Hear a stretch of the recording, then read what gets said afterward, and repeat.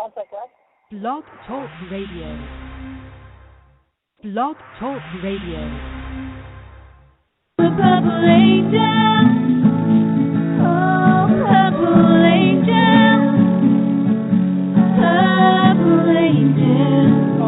you're next to me. Purple angel, oh purple angel, you're next to me. You're next to me. You're next to me.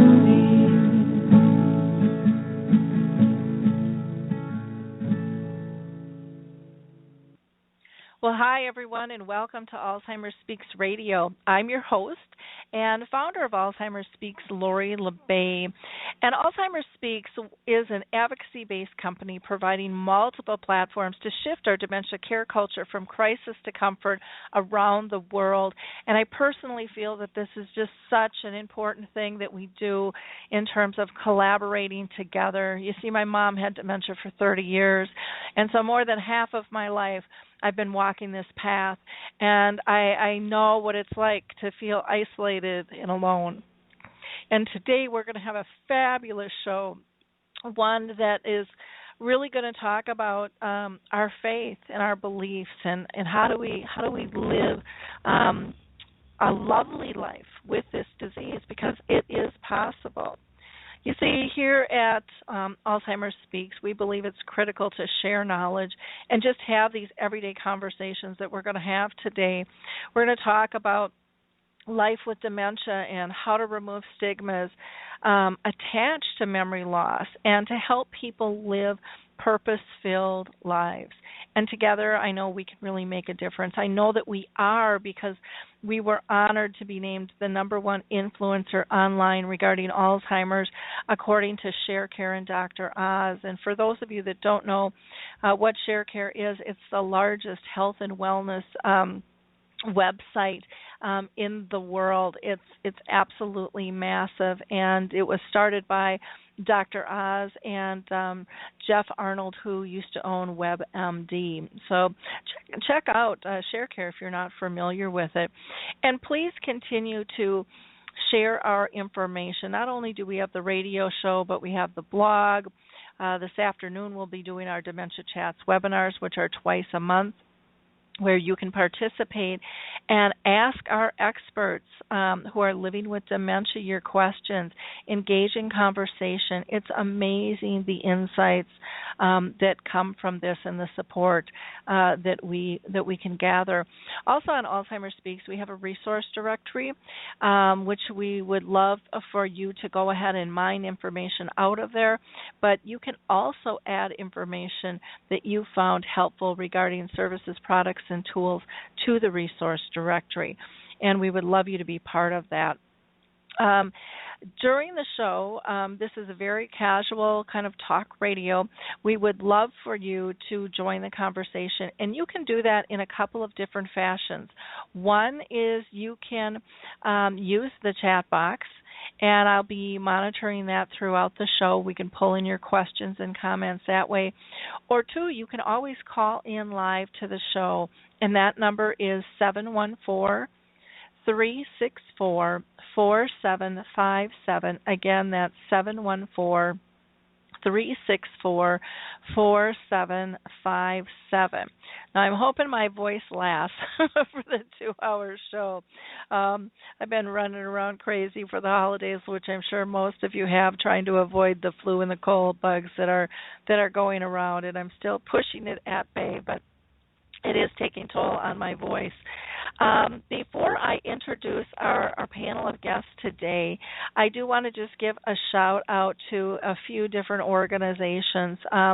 First of all, the Purple Angel. If you are not familiar with that, that is the new global symbol for dementia. I would highly encourage you to go to alzheimersspeaks.com and go to our About page. There's a tab about the Purple Angel and how easy you too can be part of this new cause and push. We'd like to see the Purple Angel be as well recognized and embraced as the pink ribbon is for breast cancer. And there's absolutely no reason that cannot be. It costs you no money and very little time to make a huge difference. So please check out the Purple Angel on AlzheimerSpeaks.com on our About page.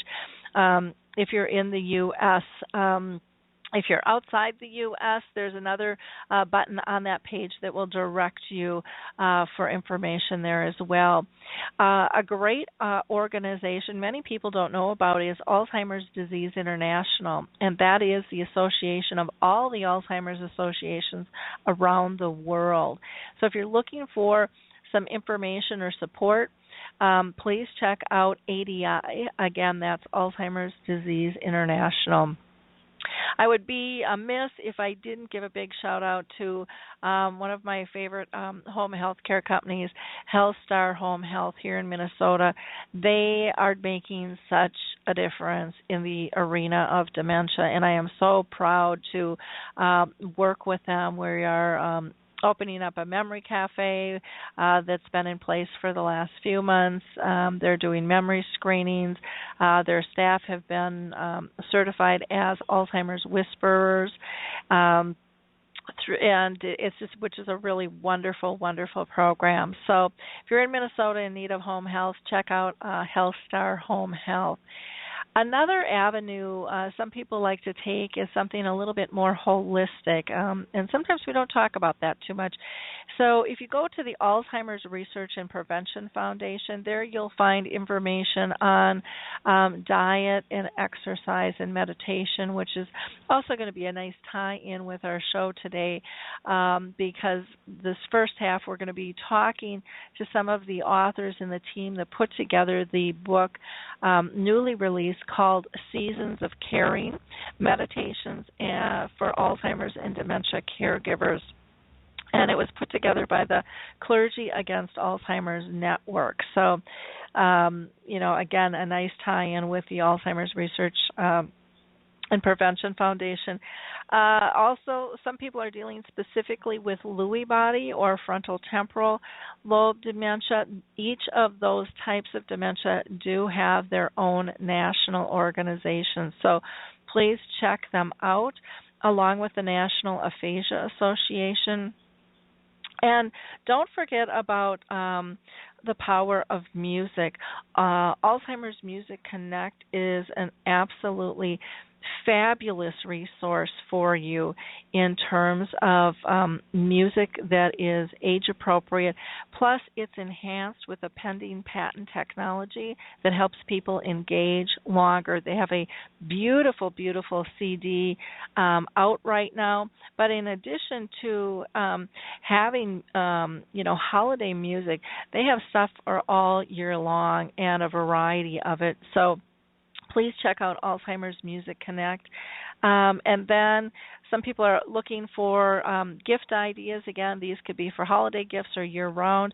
Puzzle With Me has developed puzzles that are larger in size but fewer pieces, more age-appropriate. And then the Jiminy Wicket adaptive croquet game, which can be played by families or organizations.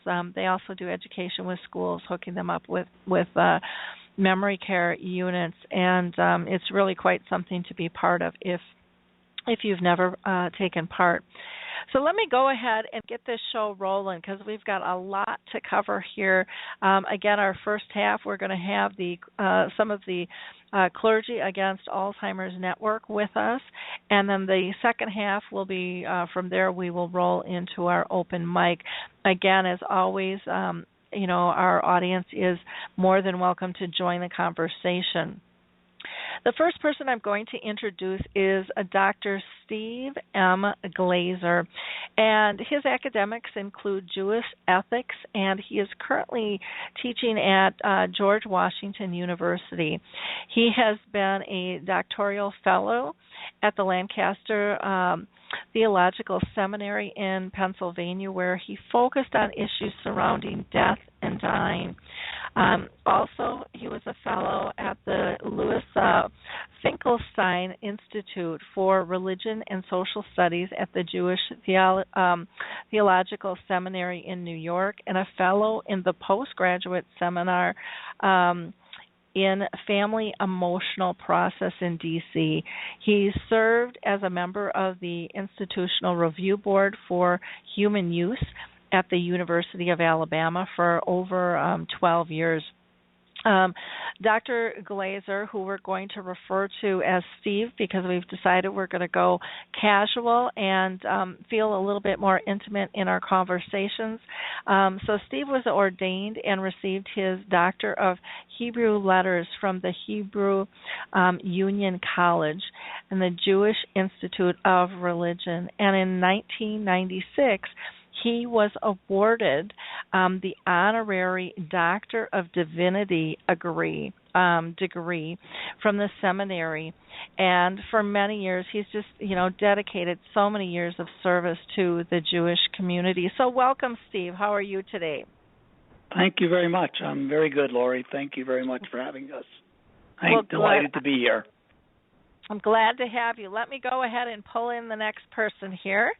The next person I want to introduce is Dr. Daniel C. Potts, and he is very well known in the Alzheimer's and dementia community. He's a neurologist, an author, an educator, and just a downright champion for Alzheimer's disease and other dementias along with their caregivers. As a fellow of the American Academy of Neurology, he was chosen by them in 2008 as their Advocate of the Year.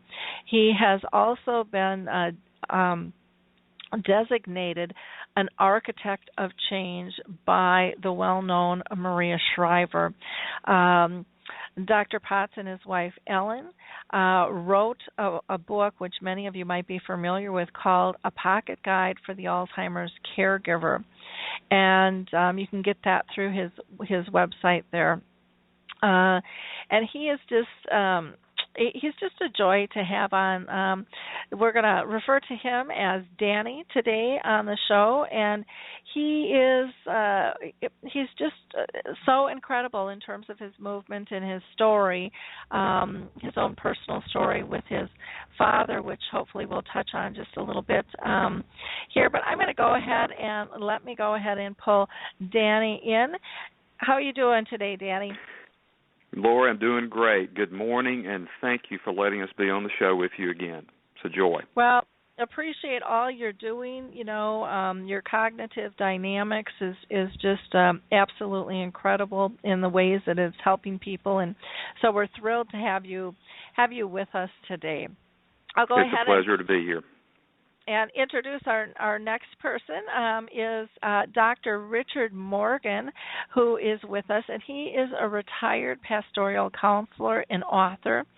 He is a resident of Redstone Highlands in Pittsburgh, which I would have loved to have met him. I was just out there this fall, where he facilitates Alzheimer's support groups and does pastoral care for persons with dementia. And he's also a hospice volunteer. He has authored 19 books, and needless to say, I won't go into the titles of all of them. But one of his books won the Best Book Award in 2014 for spirituality, and that was called The Pilgrimage. In 2013, the Presbyterian Older Adult Ministry named Richard the winner of the Legacy Award for his service to older adults. So welcome, Richard. How are you today? I'm fine, Lori. It's just a joy to be on this program. I'm just home from blood work and 18 hours of fasting, so I hope my voice will hold out too. But I'm glad to be here. Well, we'll say a prayer for you and me that we get through the show here. Okay. Right. Well, we've got one more to introduce here, and then we'll get into our line of questions here. The next person that we are honored to have with us today is Lynda Everman, and many in our audience are familiar with Lynda as well. She has spent most of her adult life as a caregiver, first for her dad, who in 1994 showed symptoms of vascular dementia, and then for her own husband, who was diagnosed with MCI in 1997 and who later passed away in 2012. She is a fellow advocate with Kathy Seegans, who have mounted this national campaign for the semi-postal stamp to raise funds for Alzheimer's disease research. And she has just worked, her and Kathy have both worked just tirelessly on this. Lynda is also a board member of Beating Alzheimer's by Embracing Science, which is known as BABES, and she is a founding member of Women Against Alzheimer's and has recently now served on the Clergy Against Alzheimer's network. She is a retired human resource professional from the University of California, and she is determined to change the trajectory of Alzheimer's disease through public policy and being able to increase funding and biomedical research. So welcome, Lynda. How are you doing today? Well, thank you so much, Lori. And one of the things that you failed to mention is that you and I share the history of being founding members of Activists Against Alzheimer's. So I thank you for your work and thank you for having us here today. Well, I'm really thrilled to have you all with us. I just think that this is going to be an absolutely fabulous show, and we've got so much to cover. I'm also going to just introduce Harry Urban really quickly here. Harry Urban is the founder of Forget Me Not, a close group on Facebook. Harry is diagnosed with dementia, and he's just a wonderful voice that always adds so much to the conversation. So welcome, Harry. How are you today? I'm fine, and thank you for having me with this great panel. Well, good. Well, I'm going to go ahead and kind of keep everybody muted, and I'm going to pull you in as we go here. And I'm going to start with Lynda. Lynda, can you give our audience some background on Us Against Alzheimer's and the Clergy Network? Because not everybody is familiar with the organization. Well, okay. Thank you, Lori. As you and I know, since we were part of the Activists Against Alzheimer's network, Us Against Alzheimer's was founded in 2010 by George and Trish Bradenberg. And they have a very bold but doable goal to stop Alzheimer's by 2020. And I think that's what pulled both you and I into the movement. George likes to describe Us Against Alzheimer's as engaged and enraged. And I think what I would say about that is there's just been too much suffering by too many for far too long. And those of us who have experienced it know that we can do so much better. So I started, for many, many years, as you know, I was a silent caregiver, and it took a lot of prodding to get me to speak out for lots of reasons that I won't go into here. But once I became aware of Us Against Alzheimer's, it resonated so much with me that I went on to work very closely with them. And my friend and board member, Jamie Tyrone of Beating Alzheimer's by Embracing Science, invited me to be a founder of Women Against Alzheimer's. So sometime by the end of 2013, I became convinced that as in the HIV, AIDS, and civil rights movements before us, that what we really needed was to add the powerful, compassionate, and compelling voices of the clergy leaders and many faith traditions and men and women of faith to formally advocate for a cure. So that's how Clergy Against Alzheimer's began. And one of the things that I'm very proud of and happy about with the establishment of the Clergy Against Alzheimer's network is that it caused us to expand our mission. So not just to work together to stop Alzheimer's by 2020, but to promote dignity, compassionate care, and quality of life for individuals with Alzheimer's and related dementias, and to provide support for families, friends, and caregivers. And as the show goes on today, we'll talk so much about that first component of our mission statement. So, so that's how it started. And so we had Clergy Against Alzheimer's. Associate Director Jenny Bigger said to me in January of this year, do you think you can get 6 to 10 founders? And when we launched our network, we have over 120 founders. So, and then we turned our attention to Seasons of Caring. So, the individuals on your program today are 3 of our founders, and without them, we would not be where we are today. So, Steve, Richard, and Danny have provided many, many, many hours of advice and work and inspiration. So, and it was Danny's idea to write the book of meditations. So I spoke with Jenny in January. We had our first conference call in, I think, May with our founders. In June, Danny said something like, here's something to think about. And I am telling you, that was maybe on a Thursday or Friday. By Monday morning, we had a project with an outline, we had a book title, and we had a strategy for implementation. And I basically called George Bradenberg and said, I'm writing to the founders today. I hope this is okay with you. And so 5 months later, we have Seasons of Caring. Wow, that's incredible. I mean, because it takes a long time typically to put a book together, and you guys just cranked through it and spit it out. But, when stuff like that happens, to me, that says there's really a great, great need for that. So, and that everything was just lining up, to get that project off and launched because the need was so strong out there. So wonderful. Well, thank you, Lynda. I'm going to go ahead and call Danny in here next. Danny, can you tell us what caused you to be part of this movement? What was the attraction for you? Lori, I can.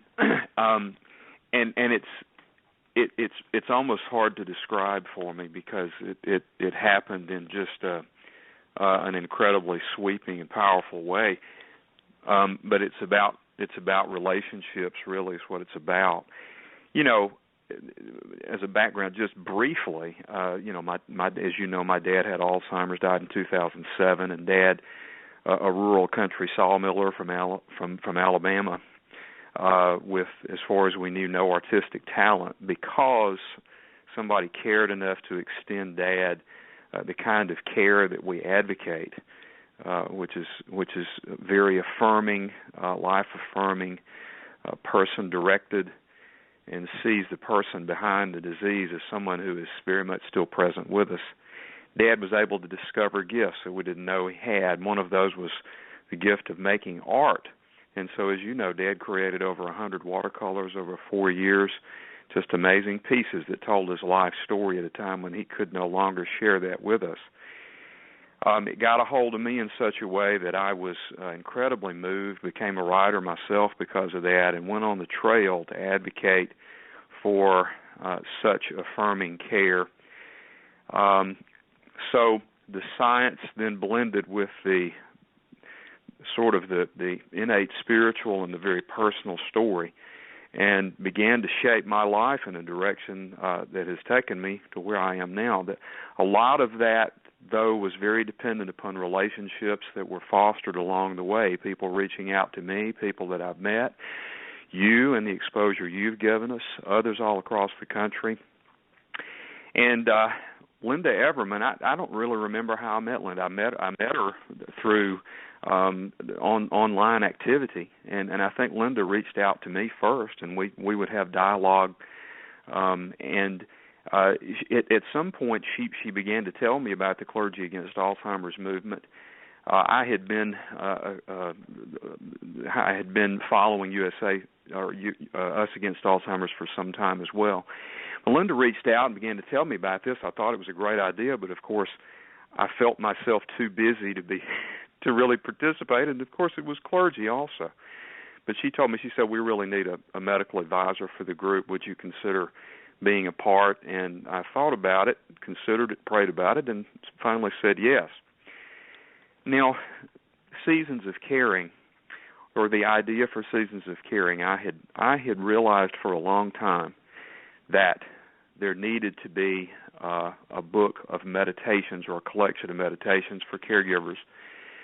There are some things out there, but I thought collectively there's just not much.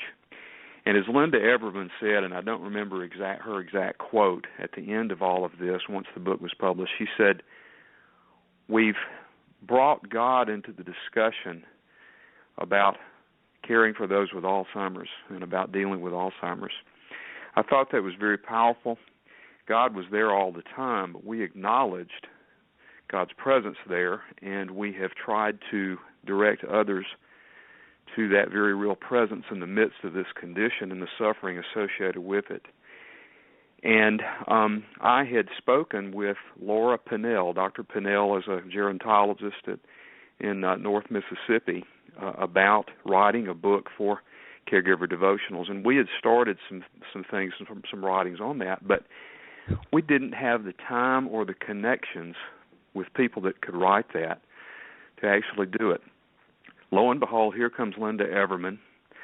I said yes to her.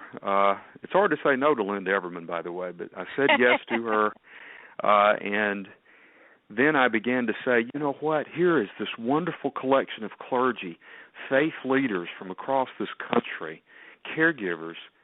Why not let's have them write their stories, write their meditations, and let's produce this book in that way. So it was a leading in a direction.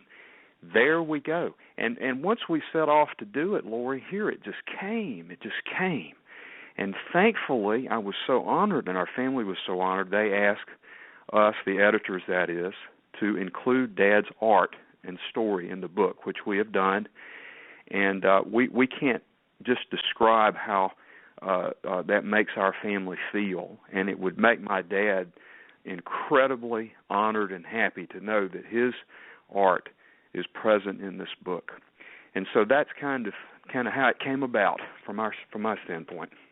Okay, wonderful. Well, thank you for sharing that, Danny. Steve, I'm going to pull you in next, and if you can tell us what drew you into this writing project as well. I am the newcomer, Lori. Mm-hmm. My co-editors are very experienced Alzheimer's advocates, and I just happened to be at the right place at the right time.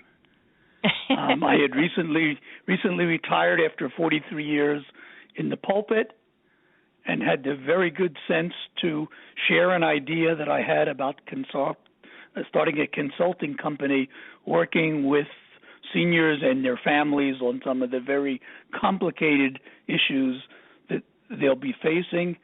And I had that conversation with a congregant of mine whose name is Ian Kremer, who's the executive director of the LEAD Coalition. And shortly thereafter, I think Lynda approached him to ask if he knew any clergy people who might be interested in joining a brand new organization. And my name popped up.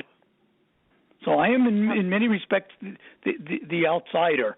I agree with everything that's been said in terms of this project coming together so amazingly smoothly. We each had connections, different types of connections that we reached out to in this process, and our respective connections responded and replied quickly, eagerly, and on time, which I think underscores, again, something that you mentioned, the tremendous need for a book like this. Yep. Wonderful. Well, good. Let me go ahead. Thank you for sharing, Steve. I'm going to go ahead and pull Richard in, and I think it's just nice to kind of get a little background from everybody. Richard, what attracted you to be part of this project? Well, Lori, I've been involved with people with Alzheimer's or other forms of dementia for 50 years. My mother died in 1965 from vascular dementia, and that just, propelled me into a kind of ministry in those days that was somewhat unique. Then my sister also died with vascular dementia, so those two family issues are really the major reason I'm involved. Then as a clergy person, and by the way, I'm the oldest, not the wisest. I'm almost 86. I, like Danny Potts and Linda, felt we needed meditations that had a spiritual value. And I bear witness to the fact that the Spirit of God in all religious faiths has been involved in this book. It's been an incredible experience. So I've been involved. I facilitate Alzheimer's support groups. I do counseling with people with dementia. So I've been highly involved ever since 1965. Wonderful. Now, let me say, if I can say a word about the book, it is unique. It's what I call in the Latin sui generis, one of a kind. Now, I've written 19 books. I wrote one with Jane Thibault on dementia, No Act of Love is Ever Wasted, spirituality for caring for people with Alzheimer's.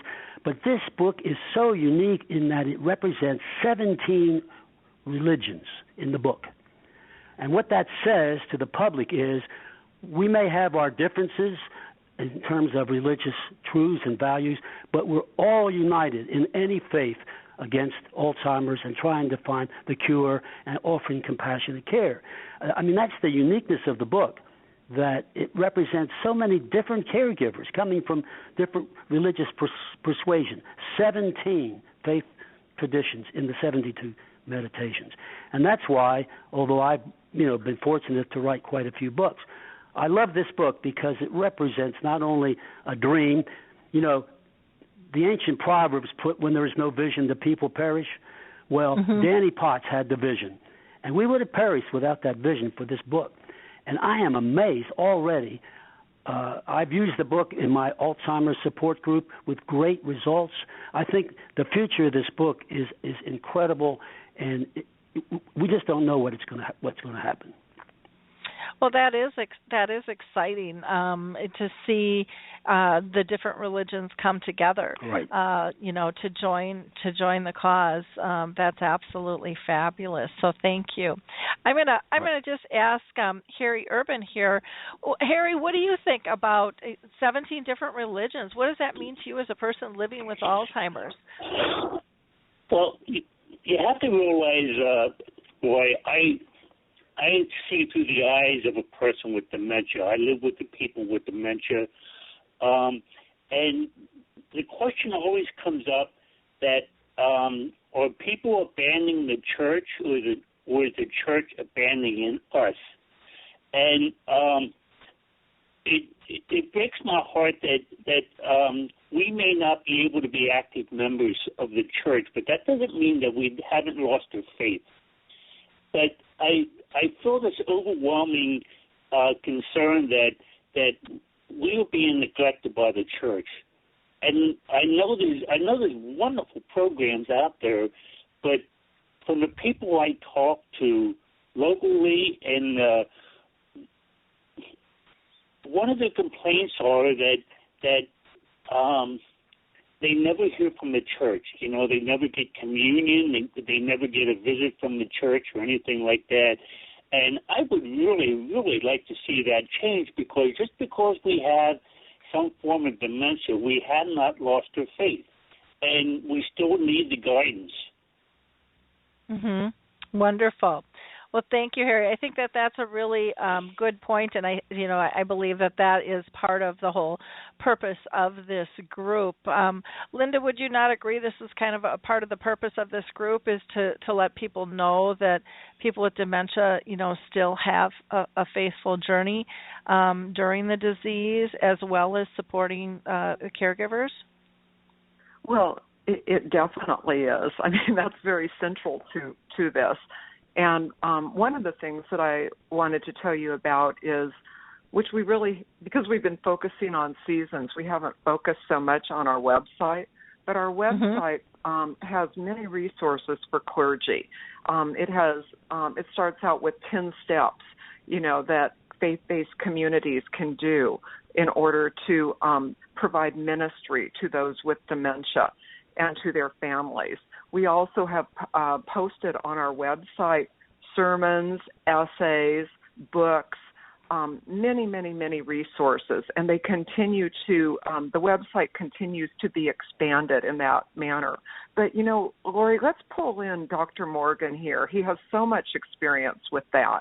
And one of the things that we hope to do as we grow our network is to reach down into the congregations of all of the major faiths, all of the faiths in the U.S., and get the congregations involved in such things as Stephen's Ministries and other activities where at the local level we are not neglecting those with dementia or their families. But Dr. Morgan can certainly address this because he spent the last 60 years working on this and being a friend to all with dementia. Okay. So, Richard, I've just put your mic live. Do you want to speak to that a little bit? Yeah, I think this remains a major task for congregations and clergy. One of my beliefs, I hope it's true, is that until this disease touches you or with your family or close friends, you don't get involved. And I am continually seeking to involve clergy, for instance, offering respite groups for caregivers in their churches. So some do that, but very few. But I think we have a real mission here, and the book will help. But I'm also concerned that once we are through with the marketing process of the book, we get back to recruiting more clergy because they are right at they're in the mainstream of what's going on in the church. And they need information, as Lynda said, it's a lot available, but they need to see this as a call, as some of us have who are clergy. It's still an unfulfilled mission, believe me. Yeah, I've been speaking around the country, and the topic of religion and dementia is really a hot button out there right now. And so I think your book is just perfect timing because people are looking for guidance. And I've heard from years from people that they've had to pull out of church because they weren't accepted anymore. They didn't fit in. They were embarrassed. Right. They didn't feel there was a place. And we have to learn to be graceful with this. So one of my favorite situations with my own mom happened to take place actually at a wedding, and my mom went up for communion. And it was a very large wedding, and so they had 5 stations for communion. And my mom went from one to another to another to another. Right. And it was, but she did it, and the bride and the groom and everyone, knew Mom had dementia, and everyone just kind of let her do her thing. On her way back, she was shaking hands and thanking people for coming, and proud as could be. But it was just in a really loving, supporting arena where everybody was graceful with that moment. And it could have been a horrible disaster, but it was just a simple thing to let go with the flow, and wasn't harming anybody, or people even talking about simple things like support groups. And I've heard people say, well, we have a support group and it's down in the basement and nobody even knows it's happening. And I said, it's wonderful you're having that support group, but the churches have to understand people shouldn't have to hide in the basement, and if you're thinking that they're uncomfortable, it's because they don't feel accepted, and that's the thing that we have to change. And I think that's what your book is going to do for people, is really help them breathe easier and let them realize that dementia is just one of many things that we have to deal with in life that doesn't fit in that perfect little box everyone's trying to smash us into all the time, and that we don't have control, and that we have to see the beauty in everyone, in everything, and really, walk our talk. And it's hard, budgets are stretched, and congregations, I'm sure all over, are changing, and our world isn't as in sync with helping others as it is helping themselves first, and being so fast paced, and all of those factors come into play in how we care. But I think the church will be a brilliant place to illuminate that light and ease that pain, and pull in the support for it. Now, with this book, because it's first of all, I have to say, it's beautifully done. I love that it's not your basic small little book. You can read the print. The titles are grabbing your attention, but you have different segments kind of with the book. Can you tell people how you would see them using the book, for maybe from a church aspect or a religious aspect, to an individual care partner, or maybe somebody even with early onset? How would you see them using this book, Richard? Well, we're already using it in support groups. I facilitate 2 Alzheimer's support group, and I'm very blessed that our vice president caught the vision and has purchased 80 copies for the 2 support groups, and also for campus managers. And the exciting news is, in January, I and my co-facilitator of the Alzheimer's support group, as volunteers, will do staff training using the book with CNAs, nurses, and even maintenance people and housekeeping people. So that's going to be exciting to see, that book used in that way. But somehow, as you said earlier, Lori, we got to get it into the churches, and that's a challenge. The best way, of course, is in groups, not just support groups, but in adult groups. Let them study the book and learn more about what Alzheimer's and other dementias are. So we have a lot to do in that area. But in this community where I live, I've been very blessed with the whole corporation adopting the book and using it in many different ways.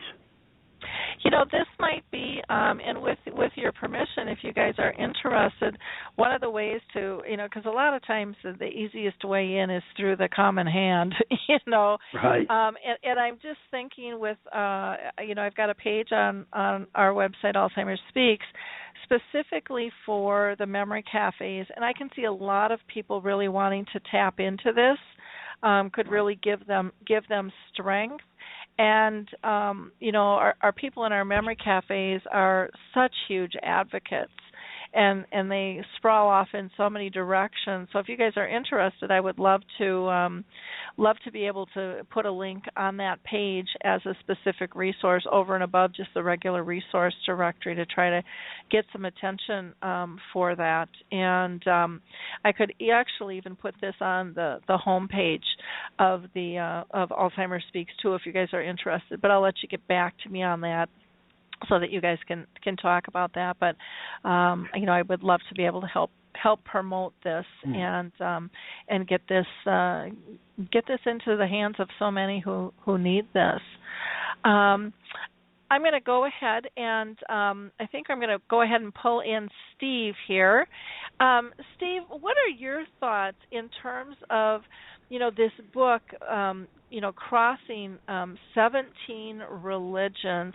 Do you think that that's going to help the public embrace picking it up just a little bit easier, because it's not just one religion, but it's kind of big picture, and showing the commonalities in the need, cross all religions? Absolutely. I just want to make one preliminary comment responding to Harry's comment about churches and religious institutions not serving Alzheimer's patients and even their families adequately. We've addressed several aspects of that, but one aspect we haven't talked about is the fact that large numbers of clergy people are themselves uncomfortable interacting with Alzheimer's patients. So consciously or unconsciously, they wind up underserving these people. And that's a challenge that I think we all have to deal with, as well as seminaries around the country, to increase the comfort level of clergy people in dealing with these kind of individuals. Well, let me go back to your... Go ahead. Go ahead. I was going to go back and address your... Go ahead. I'll be quiet, I promise. Let me address your question, your direct question to me. One of the unique aspects of Alzheimer's is that the pain and challenge of the disease crosses all religious traditions, regardless of the differences in our theologies, which Richard alluded to earlier. This is something that affects everyone, and we wanted to show that by reaching out to as many different faith traditions as we possibly could, and to include them speaking in their own voices. You will have noticed that these are very different types of meditations. As a matter of fact, we were not surprised to see that the word meditation means different things in different faith communities. What some faith communities consider a meditation in our outline is quite different than several of the pieces in this which are meditations in the Eastern religion sense of the word to meditate. Also, on a personal level, Lori, I found that some of the meditations that speak to me most strongly are not from my own faith tradition, but are from other faith traditions.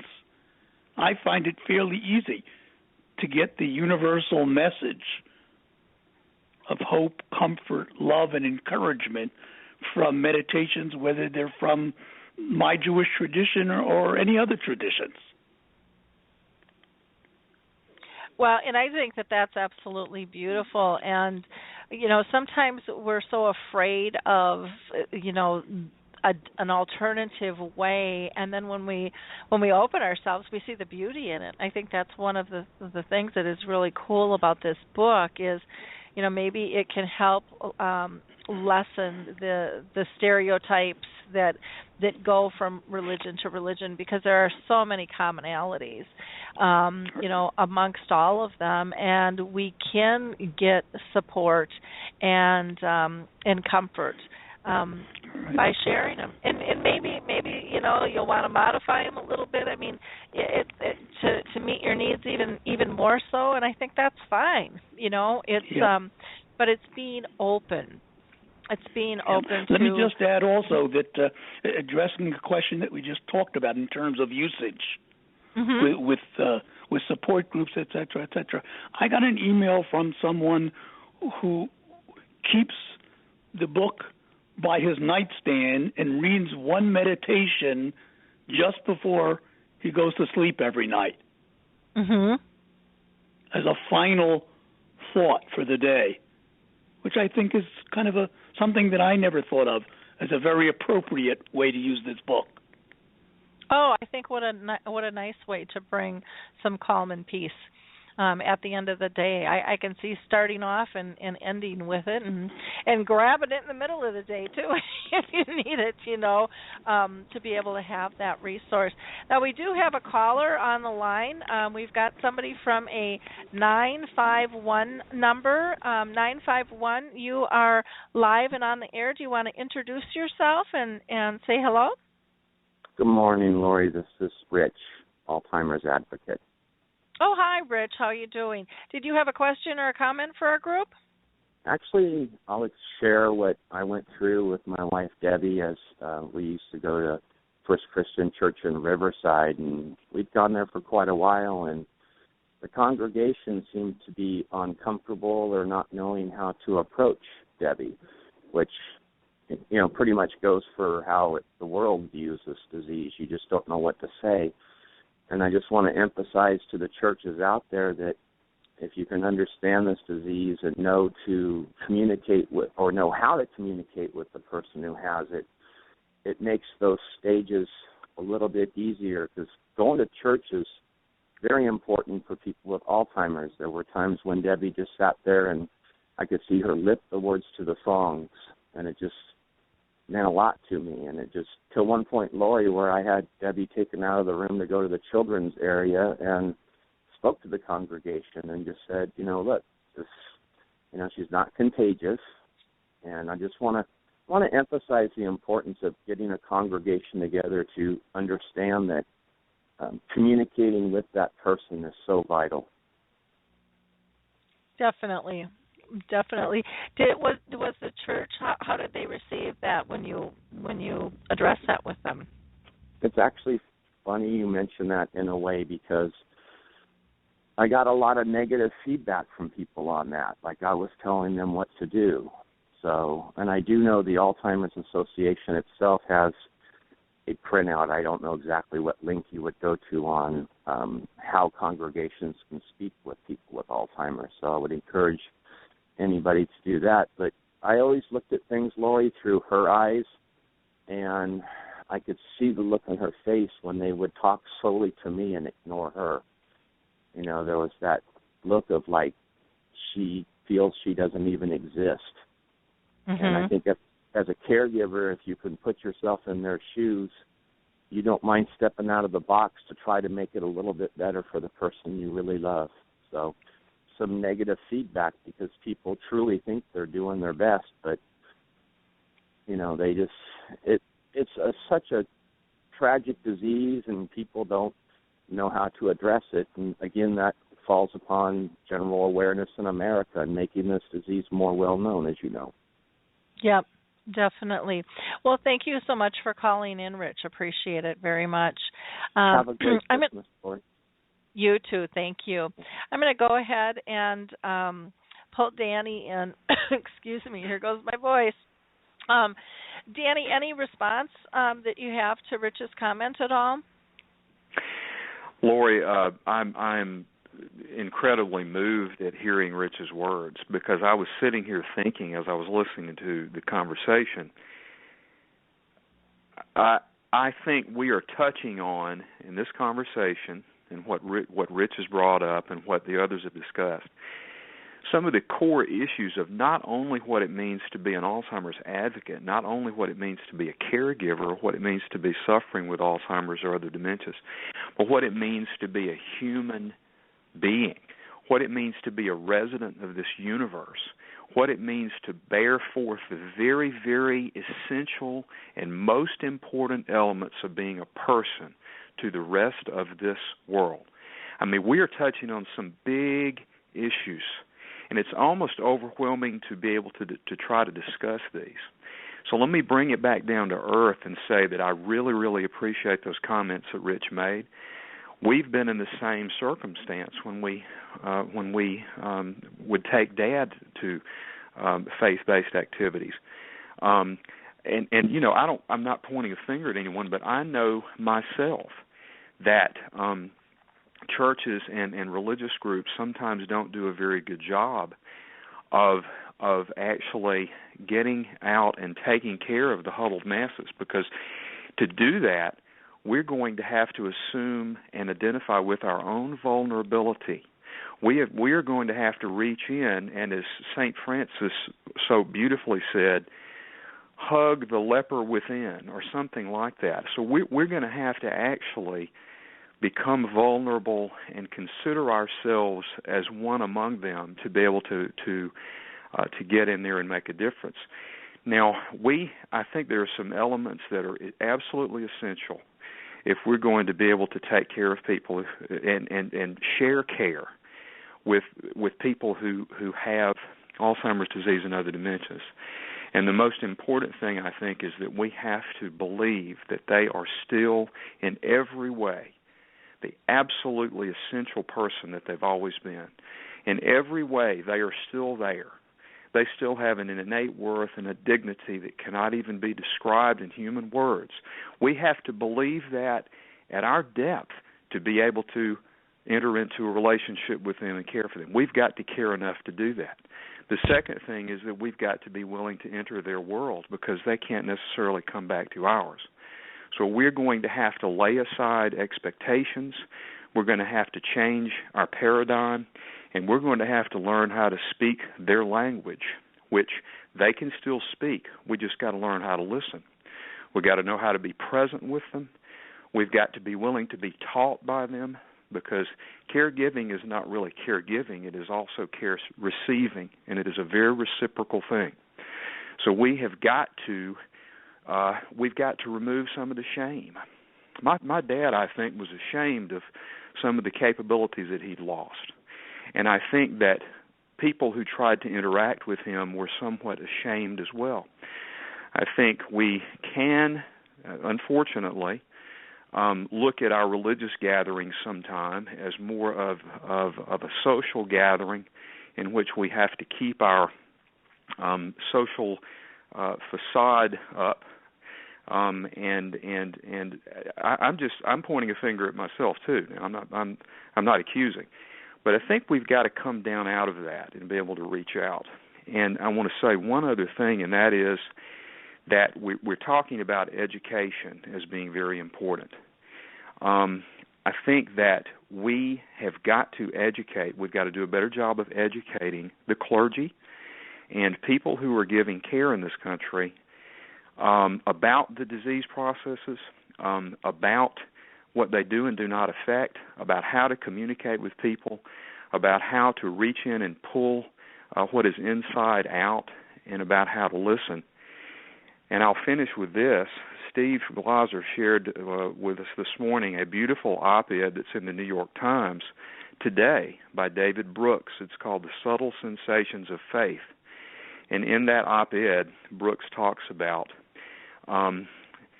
really a spiritual intentionality.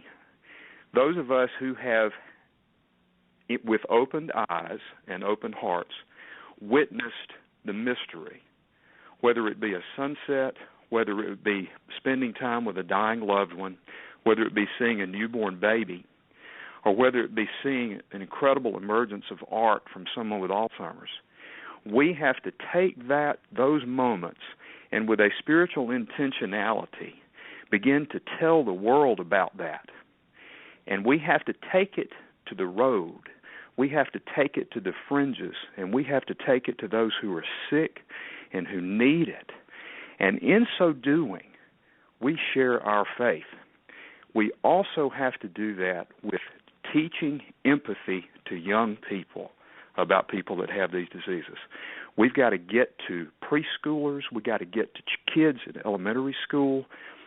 We've got to get to kids in high school, middle school, and college and graduate school and teach folks how to have empathy, cultivate empathy through understanding these disease processes and the fact that people are there, so that we can have our next generations of people go out with a different attitude, a different mindset, and remove the stigma about this disease. So I thank all of you for really feeding the thought process that I have right now about this.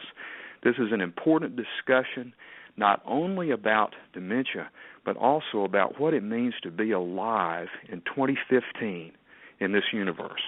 So, Lori, thank you so much. Well, thank you. Thank you. I very much appreciate it. Lynda, I'm going to go ahead and pull you in here because we're just getting to the top of the hour here. Is there anything that you want to add? I know we probably could talk for another couple of hours on this topic, but I want to be respectful of your time and also let everyone know that they're more than able to stay on with us if they'd like, because we are just going into open mic.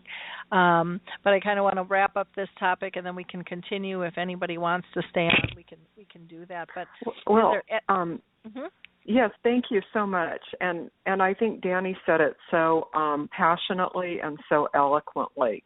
One of our goals and our mission is to bring Alzheimer's out of the shadows, to reduce the stigma that is associated, to overcome the fear of talking about it, to advocate that while the mind may forget, the heart remembers, and that the person is always there despite what you're witnessing, and that there are always ways to reach your loved ones, and it's often through expressive arts. So what our network, which are clergy, laity, organizations, men and women of faith, whatever your faith is, our message to them is that your faith can inform you. It can provide a deeper understanding and comfort. And one of our proverbs that is on our website that I think really characterizes what we are about is, when you pray, move your feet. And that's what we intend to do with Clergy Against Alzheimer's.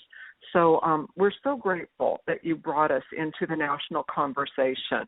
And we so look forward to 2015 and what we can accomplish together. Thank you so much. Well, thank you, Lynda. Very much appreciate having you on the show. Rich, is there anything that you would? I'm sorry, I'm saying this wrong. Got a cold. Richard, is there anything else you would like to add? Yes, I would. Just that Danny Potts hear this. I took the book into our memory care unit, where everyone there has dementia or most Alzheimer's, and the only thing that they responded to, Danny, was your father's art. They got into the art, believe me, and talked about the fence and talked about the ship with the flowers. So, see, isn't that powerful? And secondly, I always end worship with my folks up in the memory care with the Sanskrit words, Namaste, the spirit in me greets the spirit in you, because the soul is always there. We just can get to it. And Danny, your father's art accomplished that. And lastly, I believe in the power of the sense of humor. We're not laughing at people, we're laughing with them. Last year, we had a minister at chapel who went on for 30, 40 minutes and never said anything about Christmas. It was the Christmas season. And one of the ladies with Alzheimer's blurted out, "Hark the herald angels sing. Remember that."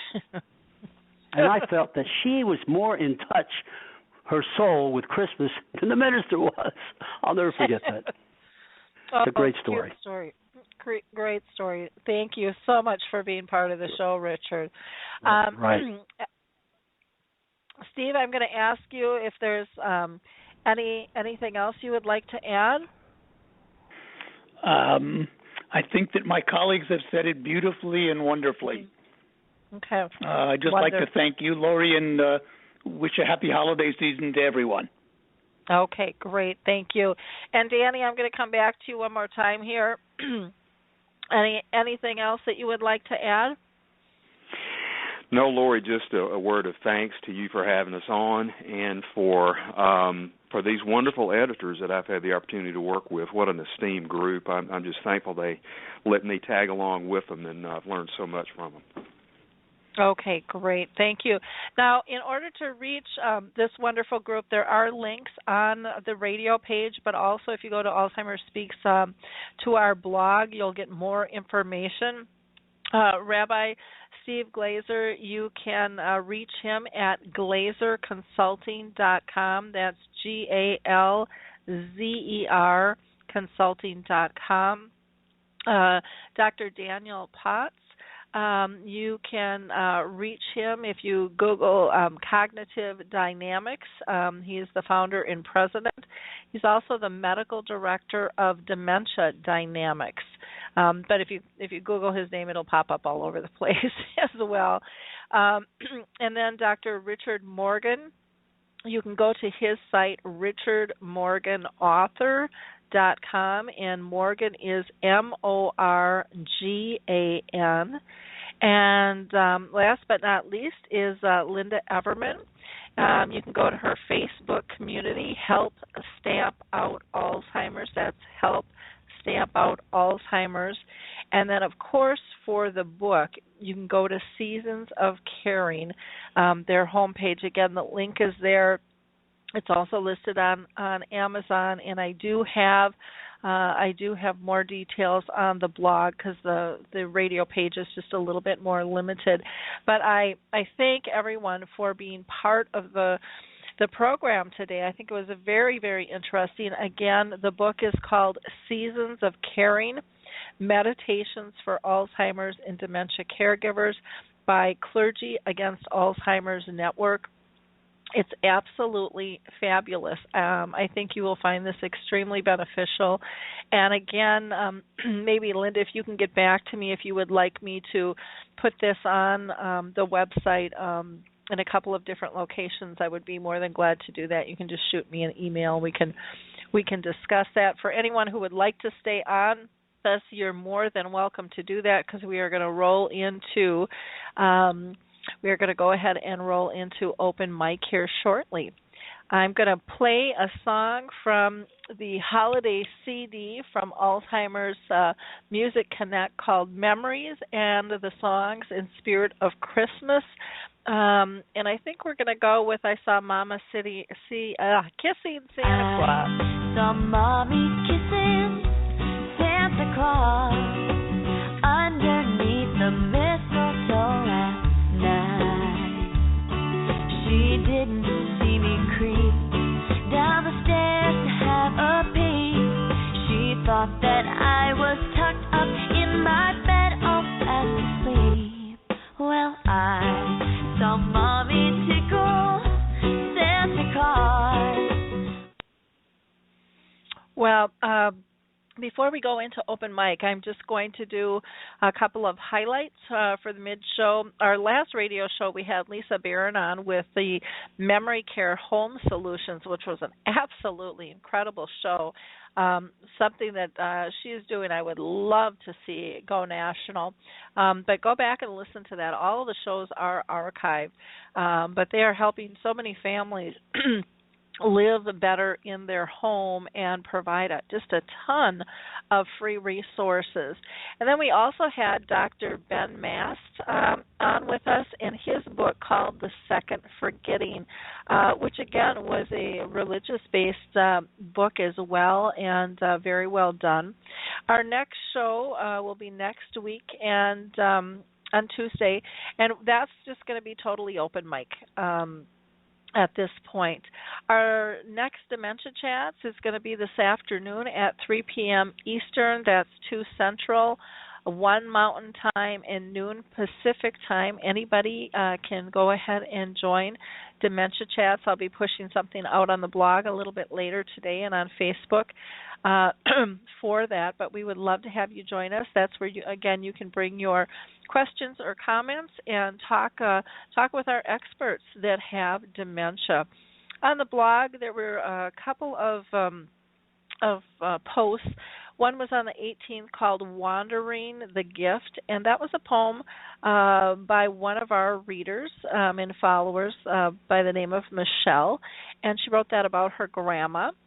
There was another post I did on the 17th that was another movie that is just released on dementia. It was only in New York and California, but it's called Do You Know What My Name Is? And I'm finding it really interesting, all of the fabulous shows that are coming out. You know, we've had Alive Inside with the iPods. We've had the Glenn Campbell movie. Now Still Alice is coming around. It hasn't hit my theaters yet, but I can't wait for it to come here because I really want to see that. And then on the 14th, we had a great article that I actually reposted from somebody living with dementia. Her name is Truthful Loving Kindness, and her post was all about suggestions for better understanding audio communication despite someone's dementia symptoms.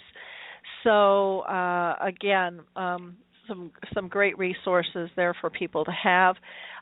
Also want to give a shout out once again to the Purple Angel Project. Norm McNamara and Jane Moore are doing a fabulous job just getting the word spread and this new global symbol around the world on on a grassroots effort with no budget. It's pretty incredible what they've done. For more information in the U.S., we are the U.S. launch for that. You can go to Alzheimer's Speaks and hit our About page. If you are looking for an association anywhere in the world, go to Alzheimer's Disease International. There you will not only find their locations, but you'll get global updates. This fall they just did a big research project on prevention, and there's a big report that you can download or read on that. The Alzheimer's Research and Prevention Foundation will give you alternative modes such as exercise and diet and meditation, and then don't forget the Lewy body and frontal temporal lobe associations if you're dealing with that specific type of dementia, because it is different and can be challenging, and there you will find great resources for each of those. So Lewy body and the frontal temporal lobe each have their own national websites, along with the National Aphasia Association, which is all about speech and how that can change. The Alzheimer's Music Connect, we just played a sample of that CD, but they also have a great package of a CDs with a DVD done with Teepa Snow that's absolutely fabulous, along with several other types of music.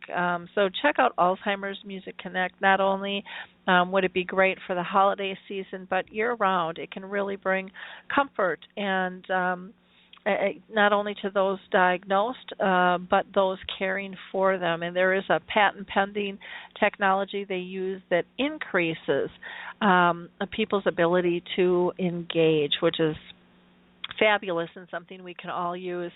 Again, HealthStar Home Health is located here in Minnesota, and if you're dealing with dementia, I would highly recommend them. Their staff are trained through the Alzheimer's Whisperer program, and a very unique, dedicated company that I've been very impressed with. And then, again, Puzzle With Me and the Jiminy Wicket program are some things that you can utilize to engage people with and have fun. Harry, I'm going to go ahead and pull you into the show. I'm sorry I couldn't pull you in more. We had so many people. But I thought, well, I can get you during open mic on some of your thoughts about the conversation we had regarding the Seasons of Caring book. What were your thoughts of after hearing the panel? What I would like to get, my message out to the clergy is, as we walk down this path of dementia, we are getting closer to our God, whoever we believe in, and we lost everything in our lives, it seems. But the one thing that we haven't lost is our faith, and it's so important that the church gets involved with people living with dementia because of this need that we have. We lost everything else, and the only thing that we have to cling on is our faith, and we need help to cling on to that. That's the message I would like to get out to the clergy, that we can work together. And we can start programs to make that happen. Do you have anything in mind as far as programs? Because you're just such a good out of the box thinker with that kind of stuff. Yeah. Right now I'm working on it. I don't think of it as a group. I think of it as a movement, and it's going to be called United Against Alzheimer's, or United Against Dementia. Now, what I would like to do with that group is it's designed like the candy stripers of yesterday. It's volunteers that the candy stripers volunteered to go into the hospital, and they helped out in the hospital. Well, I want to start volunteers. I want to get volunteers to go into nursing facilities to help out. And it's the same thing with the church. I want to go into churches. I want to get them involved in going around and especially around this holiday, it was so important that that they spend a little bit of time with the dementia patient and just reaffirm their faith. There's so many things that I want to do in this group that I don't want to call it a group because it's not going to be a chat group or anything like that. It's going to be more of a movement. Okay. Well, that's wonderful. I think that that's an absolutely fantastic idea to be able to do something like that. Our this is a little off topic, but our memory cafe, anyways, our sponsors of it is Arthur's Residential Care, and we meet at a coffee shop. And they just told me yesterday that they are going to expand giving us time and space. And so right now we meet twice a month, and on the 2 to 3 weeks, depending on how the weeks fall, they're going to just still reserve a room, even though we won't have a formal facilitator at this point on those dates, but for our group to still be able to come in and gather because there's a need. And I am just so appreciative of ACR.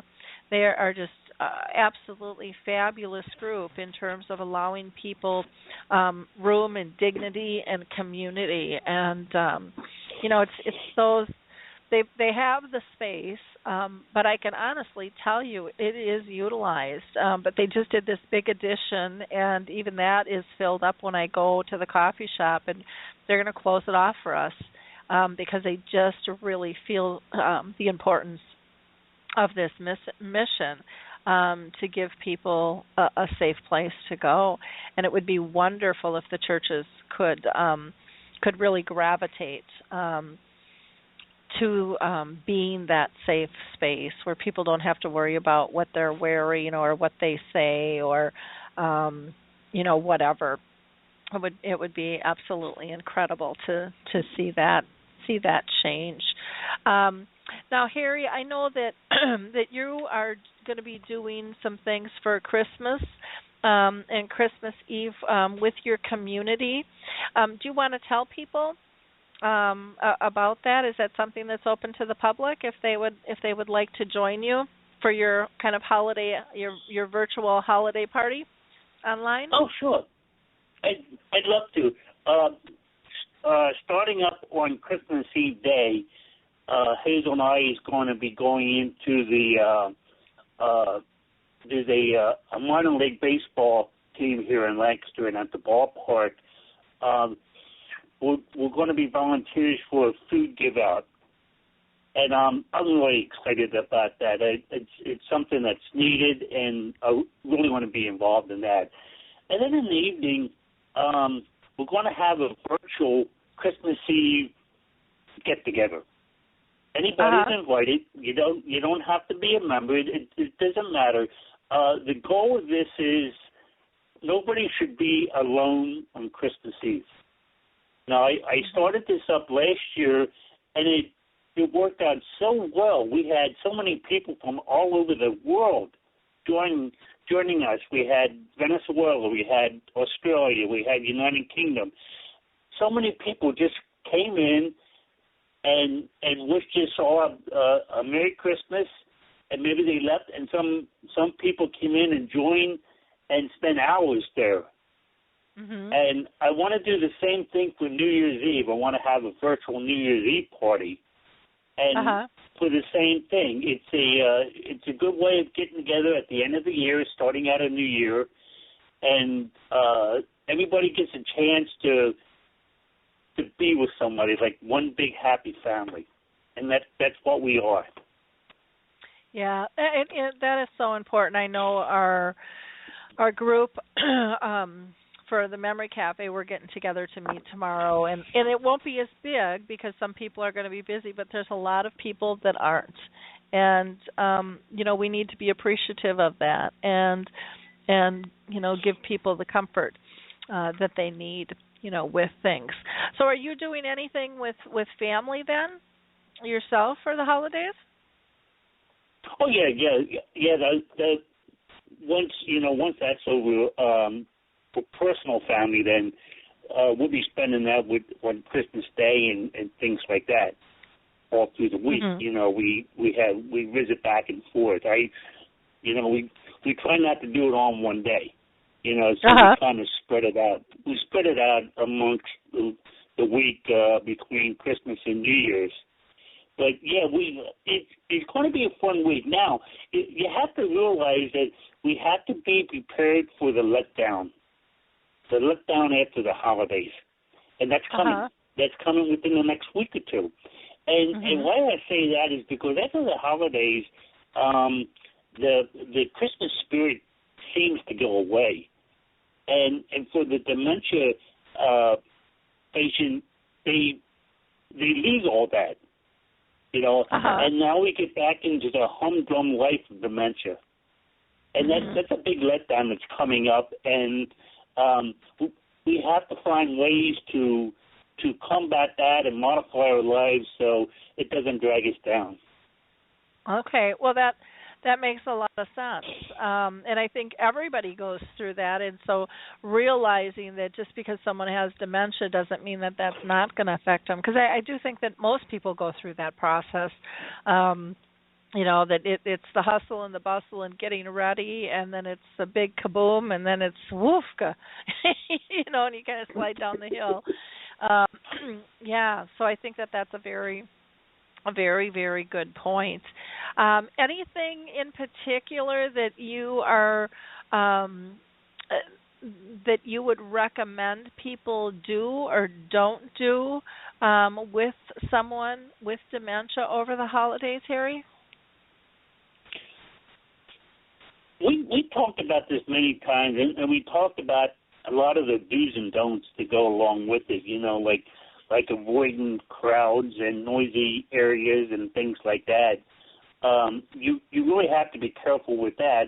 But like I said, I think it's more important after the holidays. You know, we have to stay engaged socially. We can't just go back and go back into a shell. That's not good. Because we're ramping up now for the holidays, and once we ramp up, we have that dip that we have to go down.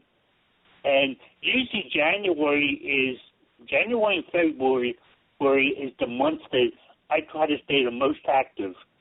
That's when I try to do the most of the work I do, because I have to get over that time, you know, because it's a very lonely time in those months for some reason. Very, very true. Very true. So, Harry, you know, this time of the year is always interesting for people. They feel a little down and feel a little lonely sometimes. Sometimes people are going through loss. I know for myself, it's going to be very different without my mom here this year, and without my puppy too. You know, I have two really big losses. What do you say? Because I know people with dementia are going through loss on multiple levels. Any words of wisdom there? Well, as far as grief goes,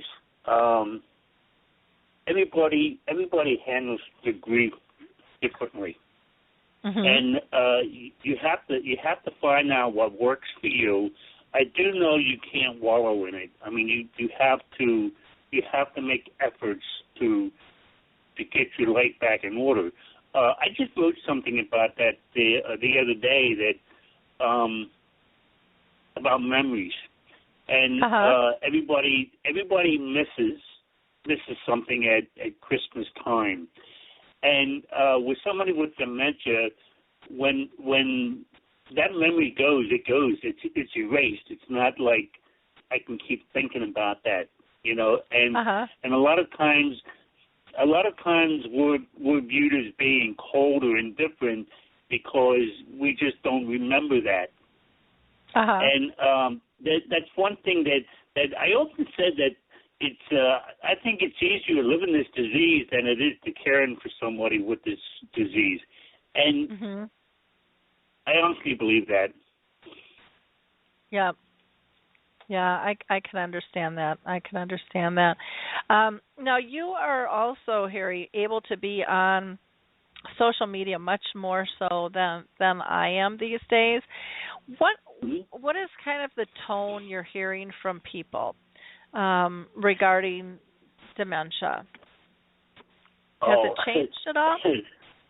Well, yeah, it has changed. Now, one of the things that I'm really pushing at every place I go, every memory cafe I attend, and that is virtual video chats. I think it's so important that we stay together socially, and especially for long distance caregivers. And the first thing I hear from people saying is that well, the person is too advanced, they can't do that. And I say, hogwash. You know, as long as they can sit down in front of a monitor and look, they can have a conversation. They don't even have to speak. But if they see their loved one that lives 1,000 miles away, I mean, it's so 9 times out of 10 they're going to touch the monitor. You know, they're going to touch the person's face, you know, things like that. I've seen that so many times. And what I'm trying to do is get more people active in video chats. Now, most people don't know anything about it. They say, well, I don't have a computer. I say, well, do you have an iPad or a tablet or a Kindle? Well, yeah. Well, guess what? You can do it. If you have a smartphone, you can do it. You know, there's ways. You just have to learn how to do it. And it is so simple to do it that, you know, people don't realize. And the key of it is it's free. It doesn't cost you anything. That's what's most important. So if somebody's a long-distance caregiver, they can visit with their loved ones several times a week if they have the time. You know, it's you know, the excuse, well, I live 1,000 miles away, you know, and they can't talk on the phone or whatever, you know.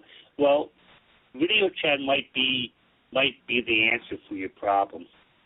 Well, and I think that's really something that is so underutilized, and would be wonderful to see more people be able to tap into. And you know, for me, and I've told this story, so some people have heard this before, but you know, when my mom died, we used FaceTime, you know, that's just on the phones, and it was incredible. It was absolutely incredible how it changed the death and dying process. You know, for us, I felt very included, but on day-to-day communications, people talk all the time about it's easier when they can see the person than just hearing this voice through the telephone. And, you know, again, very important and very simple, and technology that we have. So it's it's important that we learn how to tap into this stuff. And, you know, and it allows us to be able to maintain our relationships so much easier, and brings us so much more comfort that it's kind of silly that we don't use it. But you know, I am right there where I haven't used it either, and I use technology all the time, and so you know, it kind of makes me giggle that I was like, well, you know, what are you talking about, Laura? You're not using it either. Even though I use it in a day-to-day basis, we forget. You know, we just sometimes forget, you know, with stuff, and it's very, very critical and very important for us to look at new ways to be able to reach each other and stay connected. And the video chats, the iPads, the phones, all of that is very, very important for us to be able to utilize. So, anything else, Harry, that you're interested in covering today, or? I got to say something for Dementia Chats. Okay. Well, sounds good. Well, we'll invite everybody to join us on Dementia Chats, which will be at 3:00 Eastern Time today. And we would love for anyone to join that. I'll be getting something out on the blog here in a bit. I'm running a little bit behind, like the rest of the world, with the holidays here, but I will get that out shortly for people to be able to see. So, well, thank you so much for being part of the show, Harry. I always enjoy having you with and hearing your voice. And it looks like everybody else must be out running around shopping because I'm not seeing any questions or comments, and that's just fine. I understand that, and I appreciate that. So we'll just wrap up the show today instead of trying to fill air for another half hour, and let people get on with their holiday festivities, and we will see everyone a little bit later. And if you've got time, you're more than welcome to join us again on Dementia Chats at 3 o'clock today. Again, I'd like to say a big shout out and thank you to Rabbi Steven Glazer, Dr. Daniel Potts, Dr. Richard Morgan, and Lynda Everman for being on the show with us for the first half, discussing their new book, Seasons of Caring, Meditations for Alzheimer's and Dementia Caregivers, which was put out by the Clergy Against Alzheimer's Network. It's a fabulous book. I just posted that on the website, and it's also, I added a link on our Memory Cafe page so that people can have that there as well. I cannot wish you each a happy enough Christmas or holiday season, whatever it is you choose to celebrate. And I'm going to sign us off with playing Silent Night. Again, this is one of the songs from Alzheimer's Music Connect on the CD called Memories, the Songs and Spirit of Christmas. You can also get this as a downloadable thing too, so don't worry about having to ship it out. If you want some great holiday music, it's not too late. Plus, they have other great products. Again, happy holidays, and we'll talk soon. Silent night, holy night, all is calm, all is bright, round yon virgin.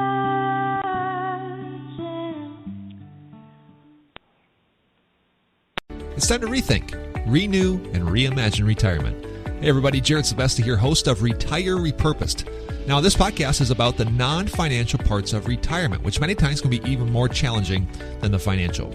We believe retirement is not the end, rather the beginning of what could be the most impactful, purposeful, and fulfilling season of a person's life. So don't retire, become repurposed. To listen now, search Retire Repurposed on your favorite podcast platform, Senior Resource, or Life Audio.